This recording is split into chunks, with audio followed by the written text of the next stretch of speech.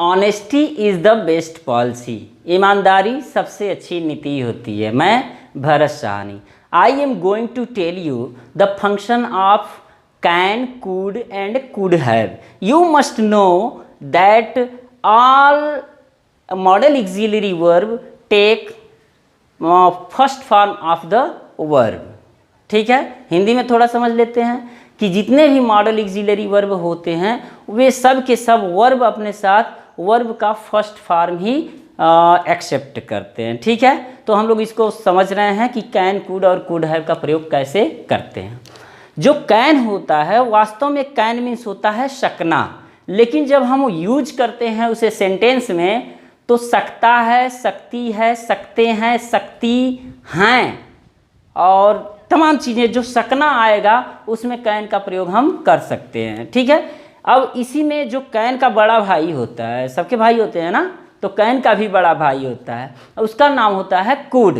तो कुड का प्रयोग भी सकता था, सकती थी, सकते थे होता है, लेकिन वो पास्ट में होता है। अब कैन जो होता है आप जब देखेंगे तो दो जुड़वा भाई होते हैं, एक कैन माने होता है सकना और एक मे माने होता है सकना, लेकिन दोनों का अर्थ जब हम ट्रांसलेशन करते हैं तो दोनों के अर्थ में थोड़ी सी, मतलब अर्थ नहीं, प्रयोग में हम कह सकते हैं, प्रयोग में थोड़ा सा डिफरेंसेज है। क्या डिफरेंसेज है कि जो कैन का प्रयोग करते हैं वो पावर के लिए करते हैं, एबिलिटी के लिए करते हैं, स्ट्रेंथ के लिए करते हैं और थ्योरेटिकल पॉसिबिलिटी होती है उसको और फ्रेंडली रिक्वेस्ट के लिए करते हैं। ठीक है, याद नहीं होगा लेकिन अभी समझेंगे हम लोग तो याद हो जाएगा, घबराइए मत। और जो मे का प्रयोग होता है वो पॉसिबिलिटी के लिए होता है, मतलब संभावना के लिए होता है, और कैन का मतलब पावर के लिए होता है, एबिलिटी के लिए होता है। तो बहुत ज़्यादा अंतर है, आप ऐसा नहीं कह सकते कि थोड़ा अंतर, बहुत ज़्यादा अंतर आपको समझ में आ जाएगा। ठीक है, कैन का प्रयोग शुरू करें? तैयार हैं? कॉपी पेन लेके? नहीं, आप वैसे ही देख रहे हैं तो देख लीजिए।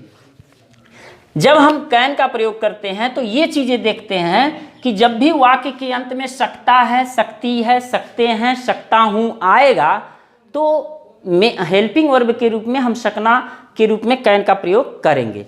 कुछ बातें आपको जानना चाहिए। जो हिंदी होता है, हिंदी में जो हेल्पिंग वर्ब होता है यानी कि सहायक क्रिया होता है वो अंत में होता है और ठीक उसके पहले मुख्य क्रिया होता है। ठीक है, तो इसमें जो है सहायक क्रिया देखिए क्या है, सकता हूँ। इसमें क्या है, सकता हूँ। ठीक है, इसमें क्या है, सकता है। इसमें क्या है, सकता हूँ। इसके बावजूद भी आ सकता है सकते हैं। ठीक है, तो सकता है, सकती है, सकते हैं आ गया।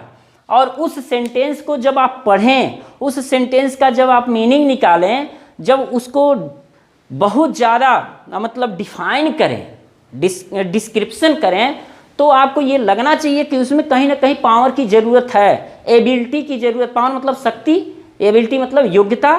ठीक है, थ्योरेटिकल जो पॉसिबिलिटी होती है वो सैद्धांतिक संभावना होता है, उसको हम लोग देख लेंगे। लेकिन पहले पावर, कैपेसिटी और एबिलिटी की बात करते हैं। कैपेसिटी मतलब होता है क्षमता।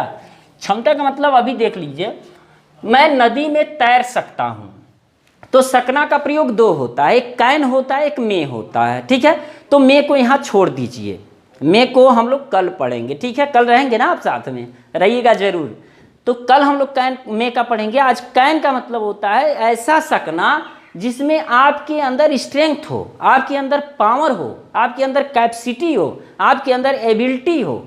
मतलब जैसे मैं तुम्हें मार सकता हूँ, तो मार सकता हूँ मतलब आपके अंदर पावर है। नहीं, मैं चल सकता हूँ, चल सकता हूँ मतलब कैपेसिटी है, क्षमता है, आपके हाथ पैर सही हैं। ठीक है, तो जब पावर की बात, मैं नदी में तैर सकता हूँ, क्यों तैर सकते हैं भाई? आपके पास स्ट्रेंथ है ना, आपके पास पावर है, आपके पास तैरने की कला है, आपके पास बल है, इसलिए आप नदी में तैर सकते हैं। तो ऐसे में सकता हूँ का अंग्रेजी आप क्या लगाएंगे? कैन लगाएंगे। ठीक है, अब कैन का प्रयोग हम कब करेंगे? सब्जेक्ट के तुरंत बाद करेंगे, क्योंकि जो कैन है यह हेल्पिंग वर्ब है। तो कौन तैर सकता हूँ? बोलिए, कौन तैर सकता हूँ? मैं, यानी कि आई। ठीक है, अब सकता हूँ का मतलब कैन, आई कैन। और तैरना का अंग्रेजी क्या होता है? आप जाते हैं कहीं तैरने उड़ने के लिए? स्विम होता है, ठीक है। आई कैन स्विम, मैं तैर सकता हूँ। देखिए ये जो प्रॉपर्टी हम बना रहे हैं, प्रॉपर्टी का मतलब जो फंक्शन है, फंक्शन का मतलब जो स्ट्रक्चर है, वो subject, helping verb, main verb, ठीक है। अगर ये चीज़ें आपको समझ में नहीं आ रही हैं तो मेरा एक वीडियो बना है ट्रांसलेशन कैसे करें, तो उसको आप देख लीजिएगा। आई कैन स्विम, मैं तैर सकता हूँ नदी में, यानी कि इन द रिवर, ठीक है। मैं नदी में तैर सकता हूँ। आपको दिखाई तो दे रहा होगा क्लियर, अगर नहीं दिखाई दे रहा है तो मैं तो बोल ही रहा हूँ ना, तो ध्यान से सुन लीजिए। मैं यह कर सकता हूँ, मैं यह कर सकता हूँ। क्यों कर सकते हैं भाई? क्योंकि हमारे पास पावर है, नहीं, हमारे पास एबिलिटी है, हमारे पास एक तरह से कैपेसिटी है।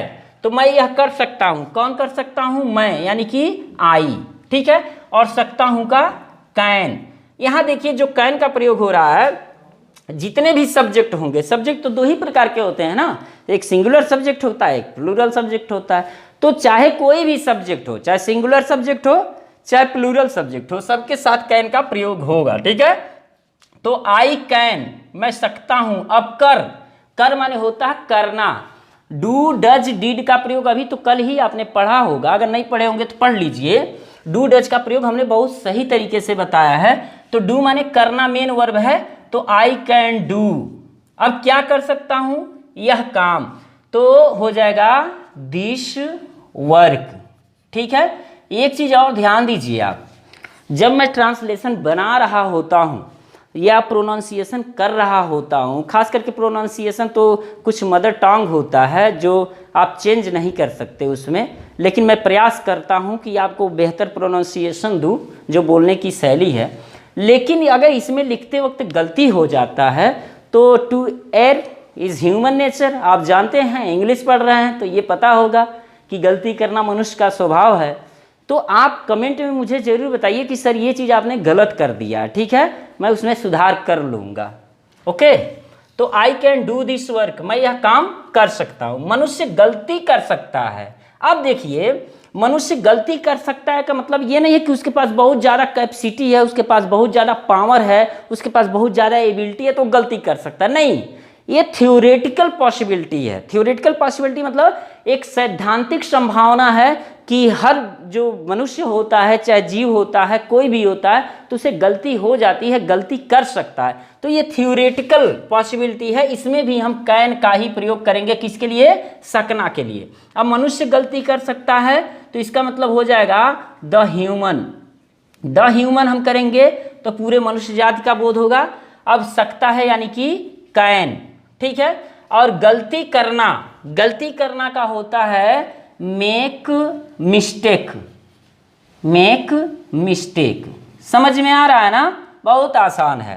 कैन कुड का प्रयोग बहुत ही आसान है। अब देखिए, क्या मैं आपका मोबाइल ले सकता हूं? अब इसमें क्या है कि मैं आपका मोबाइल ले सकता हूं, आप पूछ रहे हैं। अब ऐसा नहीं है कि आपके पास पावर है तो आप जबरदस्ती कहेंगे कि मैं ले सकता हूं, मैं तुम्हारा मोबाइल ले सकता हूं। नहीं, आप बल के थ्रू नहीं ले सकते, वो तो चोरी हो जाएगा ना। लेकिन जब आप कहें कि भाई साहब क्या मैं आपका मोबाइल ले सकता हूं, क्या मैं आपके मोबाइल से कॉल कर सकता हूं, तो ये फ्रेंडली रिक्वेस्ट आप पूछ रहे हैं, ठीक ना।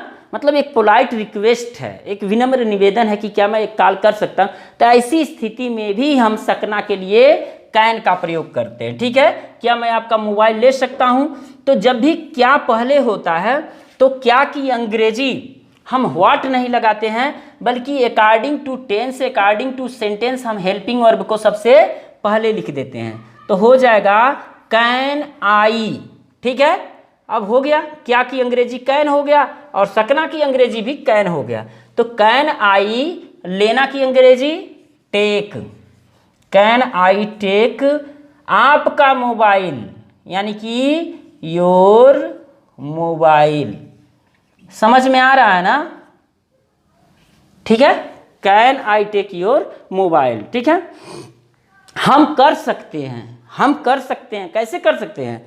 क्योंकि हमारे पास स्ट्रेंथ है, हमारे पास पावर है, हमारे पास कैपेसिटी है, ठीक है, और हमारे पास एबिलिटी है, इसलिए हम कर सकते हैं।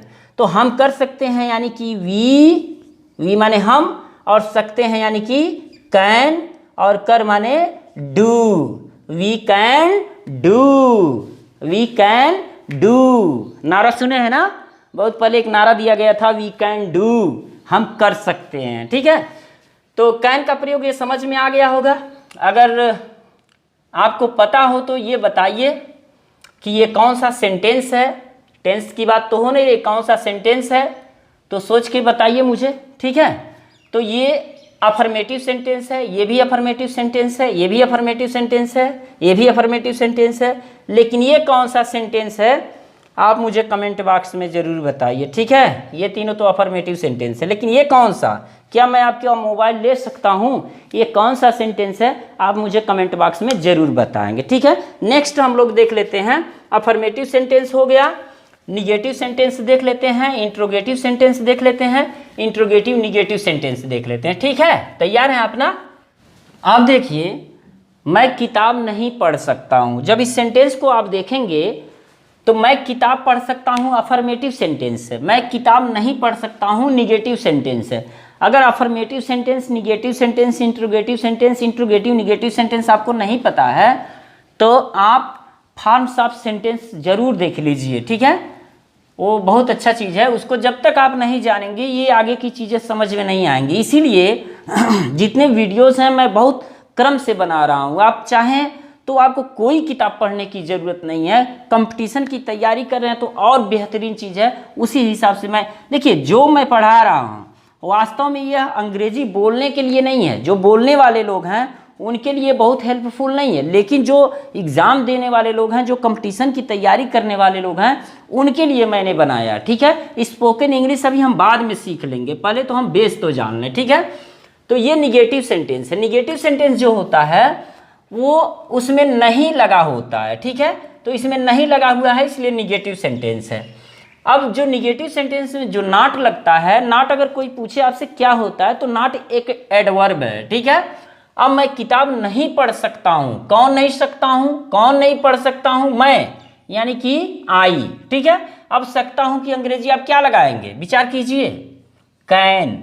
ठीक है, और जो नॉट होता है, नहीं होता है, नहीं की अंग्रेजी नॉट होता है, वो किसी भी हेल्पिंग वर्ब के तुरंत बाद ही लगता है। यहाँ कैन हेल्पिंग वर्ब है तो कैन नॉट, अगर डू रहता तो डू नॉट, अगर डज रहता तो डज नॉट। ठीक है, तो आई कैन नॉट पढ़ना का होता है read, I can not read the book, इसका मतलब मैं किताब नहीं पढ़ सकता हूँ। अब आप कहेंगे कि क्यों इसमें आपने सकना का प्रयोग कैन किया है, तो कैन इसलिए किया गया है कि मैं किताब नहीं पढ़ सकता भाई, मेरे अंदर ये एबिलिटी नहीं है। बात समझ रहे हैं ना, मैं नदी नहीं कूद सकता, नदी में नहीं कूद सकता हूँ, क्यों, क्योंकि मेरे पास पावर नहीं है, मैं उसे मार नहीं सकता हूँ। क्यों नहीं मार सकता भाई, क्योंकि मेरे अंदर उतना स्ट्रेंथ नहीं है, बल नहीं है, पावर नहीं है, कैपेसिटी नहीं है, इसलिए मैं उसे नहीं मार सकता। तो इसमें हम आप क्या यूज करेंगे, कैन का यूज करेंगे। भूल तो नहीं ना जाएंगे ना, भूलिएगा मत, कैन का यूज कीजिएगा। ठीक है, क्या तुम किताब पढ़ सकते हो, ये भी देखिए, ये आपके एबिलिटी की बात करती है, क्वालिटी की बात करती है कि क्या तुम किताब पढ़ सकते हो, तुम्हारे अंदर एबिलिटी है। तो जब भी क्या पहले होता है, तो अगर इसको नहीं समझ में आ रहा है तो जो एक और लेसन है, ट्रांसलेशन कैसे करें उसको जान लीजिए, उसको पढ़ लीजिए। क्या तुम किताब पढ़ सकते हो, जब क्या पहले रहता है तो क्या की अंग्रेजी हम व्हाट नहीं लगाएंगे, बल्कि जो हेल्पिंग वर्ब होगा उसी को हम पहले लगा देंगे। तो यहाँ हेल्पिंग वर्ब क्या है, कैन है ना, तो कैन और कौन पढ़ सकते हो, तुम का यानी यू। ठीक है, can you read the book, can you read the book. ठीक है, समझ में आ रहा है, उम्मीद कर रहा हूं कि आपको समझ में आ रहा होगा। ठीक है, अब देखिए जो इंट्रोगेटिव वर्ड बीच में होता है तो उसकी अंग्रेजी हम सबसे पहले रखते हैं। ठीक है, इंट्रोगेटिव वर्ड मतलब कब, कहाँ, कैसे, क्यों, कितना, किधर, ये सब क्या है, इंट्रोगेटिव वर्ड है। तो क्यों की अंग्रेजी हम सबसे पहले लिखेंगे व्हाई। ठीक है, व्हाई, और व्हाई के बाद हमेशा हेल्पिंग वर्ब लगाया जाता है। जो भी इंट्रोगेटिव वर्ड लिखेंगे, कोई भी इंट्रोगेटिव वर्ड लिखेंगे तो इंट्रोगेटिव वर्ड के तुरंत बाद आपको हेल्पिंग वर्ब लगाना पड़ेगा। यानी कि हेल्पिंग वर्ब क्या लगेगा, क्या लगेगा, विल लगेगा, शैल लगेगा, पागल मत बनिए, सकना है तो कैन लगेगा। ठीक है, व्हाई कैन यू, ठीक है। अब नहीं भी है तो नॉट हम यहां लगा लेंगे। वाई कैन यू नॉट, करना ना, do, why can you not do यह की अंग्रेजी हो जाएगा ईट, ठीक है। तुम यह क्यों नहीं कर सकते हो। देखिए इंट्रोगेटिव वर्ड, इंट्रोगेटिव मार्क में लगाना भूल गया था। तो ये सब जो गलतियां होती हैं मुझे आप कमेंट बॉक्स में जरूर दीजिए, ठीक है। Why can you not do it, ठीक है। अब देखिए जो कुड का प्रयोग होता है, कुड का प्रयोग हमने कहाँ लिखा है। देखिए मुझसे गलती क्या हो गई है, यहाँ कुड, ये मैं इसलिए लिख देता हूँ कि जो मैं बताता हूँ आप एक नज़र इस पर देखें, एक नज़र इस पर देखें, और आप मेरा तुलना करें, कंपेयर करें कि क्या सर जी सही बता रहे हैं कि नहीं बता रहे हैं। जो उन्होंने लिखा है उस चीज़ को यहाँ बता रहे हैं कि नहीं बता रहे हैं। ऐसा तो नहीं ना मैं लिखा कुछ और हूँ, बता कुछ और रहा हूँ। इससे क्या होता है कि ये जो फैक्ट मैंने लिखा है ये एक्चुअल फैक्ट है, ये आपको नोट कर लेना चाहिए, और इसी के अकॉर्डिंग मैं चलता हूँ सीरियल से। अब देखिए कैन का हो गया तो फिर कुड में जैसे ही आया हमने गलत देखा तो यहाँ कुड रहेगा, हैव नहीं रहेगा, ठीक है। अब यहाँ देखिए यहाँ कुड हैव यहाँ हमने लिखा, सीरियल मैं भूल गया था, ठीक है। तो वह इस काम को कर सकता था, वही चीज है। कैन का प्रयोग जहां होगा वही कुड का प्रयोग होगा, लेकिन शर्त है। शर्त क्या है, जब LIC वाले आते हैं ना आपसे बीमा करवाने के लिए तो कहते हैं कि एक शर्त है, टर्म एंड कंडीशन है, अगर आप मर गए तो ऐसा कहते हैं तो आपको इतना पैसा मिलेगा, जिएंगे तो कितना मिलेगा इससे मतलब नहीं है, ठीक है। तो ये चीज देखिए जहां कैन का प्रयोग होगा वहीं कुड का प्रयोग होगा, लेकिन एक शर्त है। शर्त कौन सा है कि कैन का प्रयोग प्रेजेंट में होगा और कुड का प्रयोग पास्ट में होगा। मैं जा सकता हूं कैन लगेगा, मैं जा सकता था कुड लगेगा, ठीक है। मैं आ सकता हूं कैन लगेगा और मैं आ सकता था कुड लगेगा। बस इतना ही अंतर जानिए आप, ठीक है। तो देखिए हमने लिख दिया पावर, एबिलिटी, कैपेसिटी और फॉर्मल रिक्वेस्ट। फॉर्मल रिक्वेस्ट को हम देख लेंगे। अब देखिए वह इस काम को कर सकता था, कौन कर सकता था, वह यानी कि ही।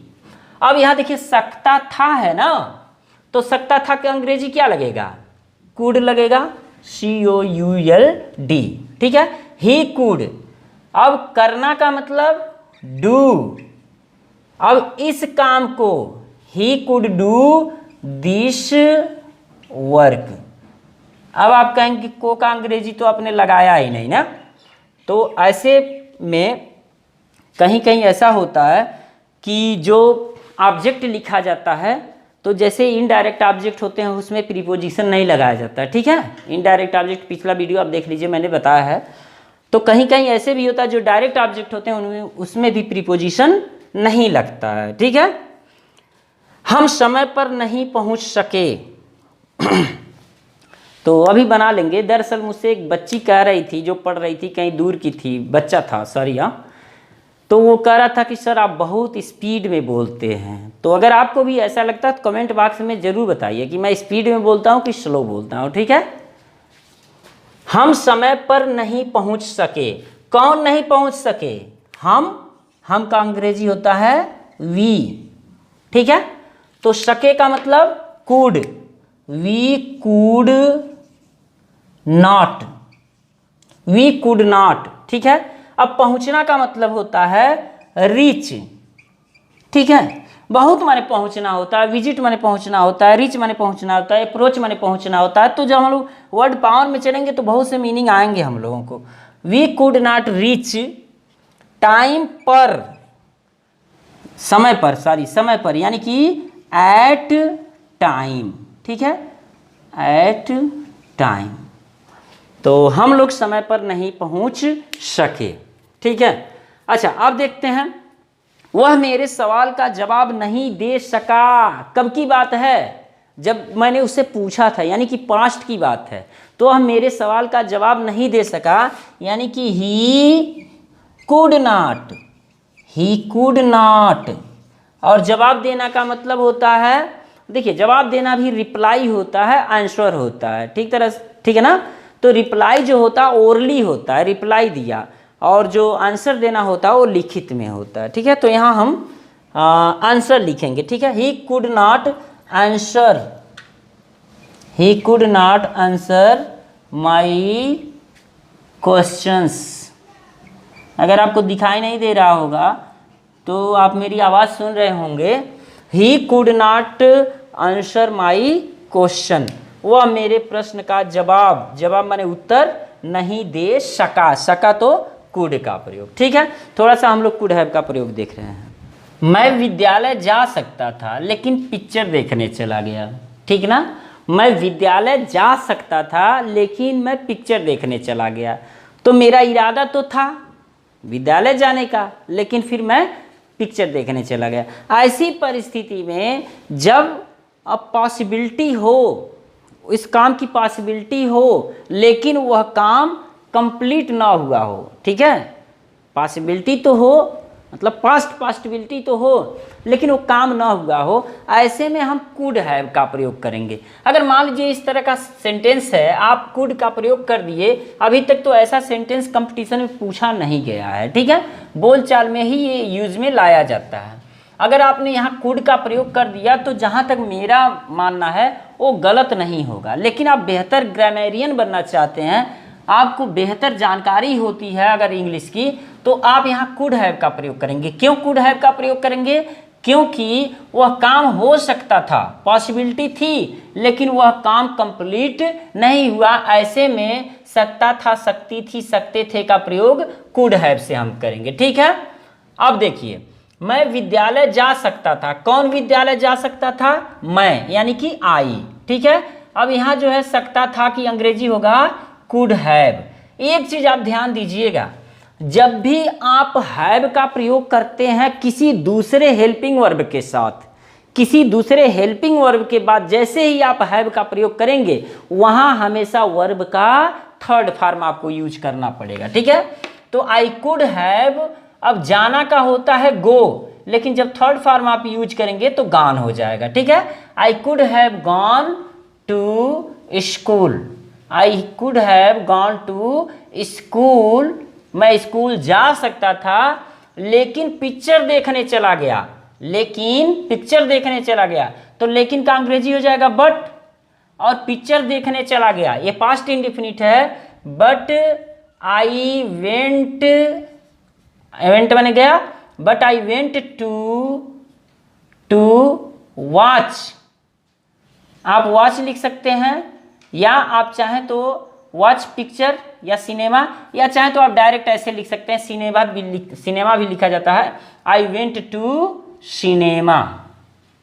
ठीक है, एकदम क्लियर है।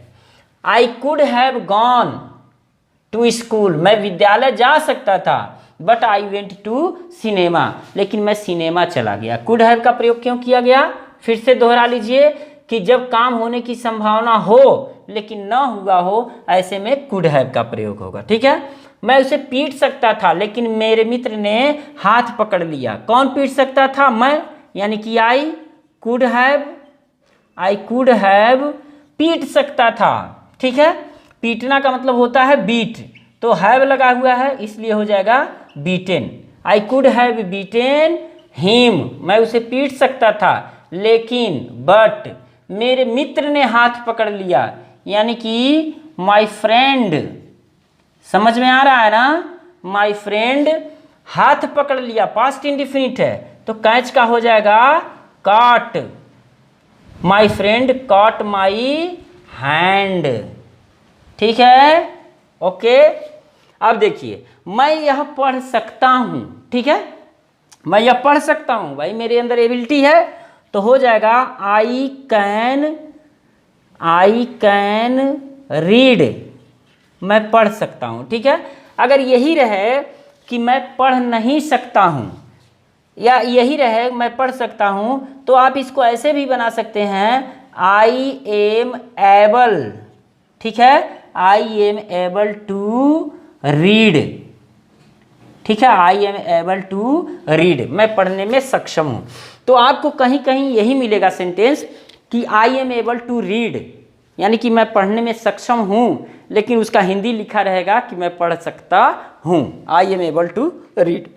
अगर यही रहे मैं आई कैन नॉट रीड तो हो जाएगा I am unable to read. ये देखिए, मुझे सिर्फ कमरे में नींद आती है, तो ये इसमें सकना नहीं है, लेकिन भाव वही दे रहा है, जो पैशन मिल रहा है वही मिल रहा है। मुझे सिर्फ कमरे में नींद आती है, यानी कि मैं सिर्फ कमरे में ही, यानी कि शांत जगह ही सो सकता हूँ, बाकी जगह नहीं सो सकता हूँ। तो सकना का भाव है, भले यहाँ सकना नहीं आया है लेकिन सकना का भाव है। तो एक आध सेंटेंस तो ऐसे एक्सेप्शन आ ही जाएंगे जिसको आपको कैन में प्रयोग करना पड़ेगा, या एक आध सेंटेंस ऐसे आ जाएंगे जिसमें कैन का प्रयोग नहीं रहेगा लेकिन सकना आपको लाना ही पड़ेगा। ठीक है, तो मुझे सिर्फ कमरे में नींद आती है, यानी कि I can sleep, I can sleep.